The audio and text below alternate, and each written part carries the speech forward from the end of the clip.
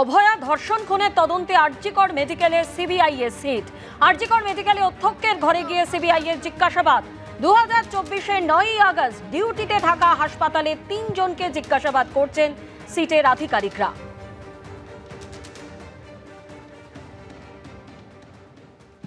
আরজিকর হাসপাতালে তদন্তে ইতিমধ্যে সিবিআই এর এসআইটির টিম আমরা দেখতে পাচ্ছি যে যারা এসআইটির সদস্যরা রয়েছেন তারা ইতিমধ্যে এসে পৌঁছেছেন আরজিকরে।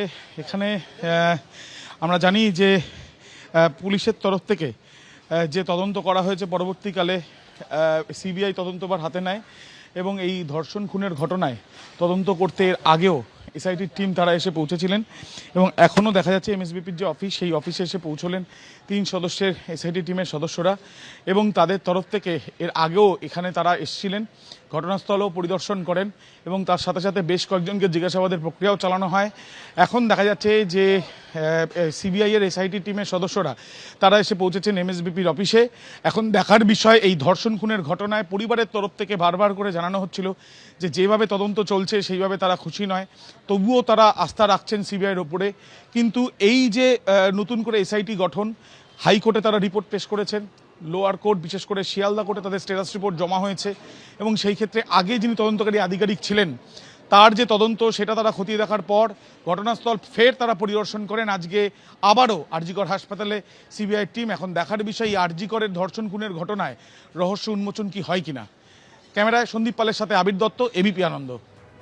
সরাসরি আমাদের প্রতিনিধি আবির দত্ত আমাদের সঙ্গে রয়েছেন। আবির, অভয়ের পরিবারের তরফে বারবারই এই অভিযোগ করা হয়েছিল এবং এই দাবিও জানানো হয়েছিল যে এই 2024-এর 9ই আগস্ট রাতে অভয়ের সঙ্গে যারা ডিউটিতে ছিলেন তাদেরকে জিজ্ঞাসাবাদ করা হোক। আর ইতিমধ্যেই আরজিকর মেডিকেলে অধ্যক্ষের ঘরে গিয়ে সিবিআই এর সিটের আধিকারিকরা তারা ওই রাতে ডিউটিতে থাকা 3 জনকে জিজ্ঞাসাবাদ করছেন। কি খবর পাচ্ছ এখনো পর্যন্ত? দেখো, তোমাকে জানাবো যে প্রথমে 3 জনকে, মোট এখন যেটা জানা যাচ্ছে 8 জনকে জিজ্ঞাসাবাদ করা হচ্ছে। কিন্তু কারা এই 8 জন?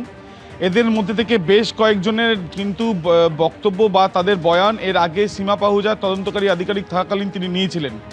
আরও বেশ কয়েকজনকে নেওয়া হচ্ছে যারা অন্য ডিপার্টমেন্টে রয়েছেন এবং সেদিনকে কর্তব্যরত অবস্থায় ছিলেন, তাদের বক্তব্য বা তাদের বয়ান নেওয়া হচ্ছে।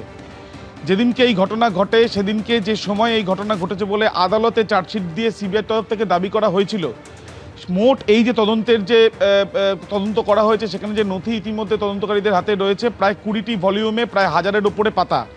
সেই তদন্ত করতে গিয়ে সেটা ভালো মতন করে স্ক্রুটিনি করার পরে তদন্তকারী আধিকারিকরা তারা জানতে পারেন যে যখন এই ঘটনা ঘটেছে বা যখন এই ঘটনার সময় সেই সময়ে আশেপাশে তার পাশ দিয়েই একটি মৃতদেহ নামানো হচ্ছিল এবং এই যে মৃতদেহ নামানো হচ্ছিল সেখানে যে কজন ছিল তাদের বিষয়ে পরিচয় জানারও চেষ্টা চালানো হচ্ছে সিবিআইয়ের তরফ থেকে।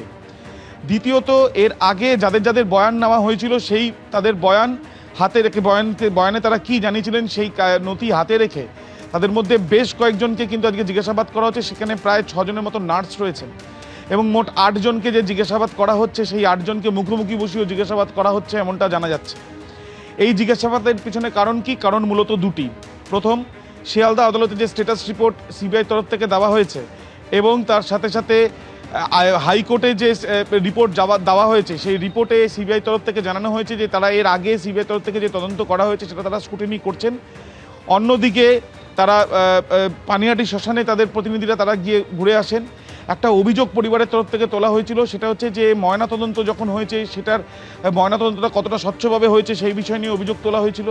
সেই বিষয় নিয়ে হাসপাতাল কর্তৃপক্ষের সঙ্গে তারা কথা বলছেন এবং তার সাথে এই যে বিল্ডিংয়ে এই ঘটনা ঘটে তার ঠিক অন্য যে ডিপার্টমেন্টগুলো রয়েছে সেখানে যারা কর্তব্যরত অবস্থায় রয়েছেন তাদের বক্তব্য নেওয়া হয়েছে। এরকম অনেকেরই বক্তব্য 8 জনের মধ্যে রয়েছেন যাদের বয়ানের আগে নেওয়া হয়নি, তাদের বয়ান নেওয়া হচ্ছে, এমনটাই সিবিআই সূত্রে খবর।